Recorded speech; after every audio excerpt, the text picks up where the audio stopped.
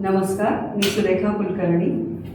यावर्षी आमच्याकडच्या गणपतीला बरोबर 18-20 वर्ष पूर्ण झालेले आहेत। भारतातनं येताना डोक्यामध्ये फक्त गौरींकरता, गणपतीच्या बरोबर गौरींकरता नऊवारी साड्या आणायचं हे ठरवलं होतं आणि तसं मी घेऊनही आले आणि आल्यावर काय करावं हे डोक्यात होतं आणि त्याप्रमाणे मी अनिल आणि अनुजा सावंत यांना विचारलं आणि 2013 पासून ते आमच्याकडच्या सजावटीचा पूर्णपणे भार उचलतात।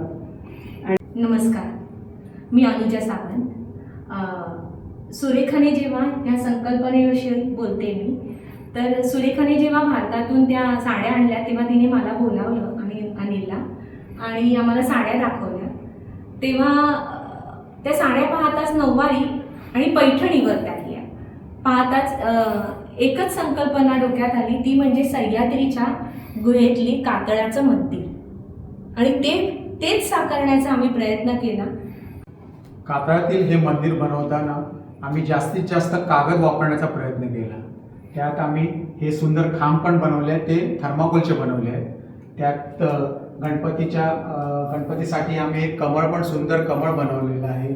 नंतर हे शेषनाग इथे बनवलेले आहेत। तसेच इथे गणपतीच्या डोक्यावरतीच पाठीमागे सुंदरसा सूर्य बनवलेला आहे की ज्याची सुंदरशी किरणं बाहेर येताना दिसत आहेत तुम्हाला। तसेच गणपतीच्या डोक्यावर पण एक सुंदर फूल बनवलेलं आहे।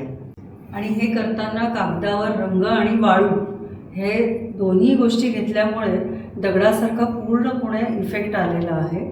हे करताना बरेच जणांचे हात लागले।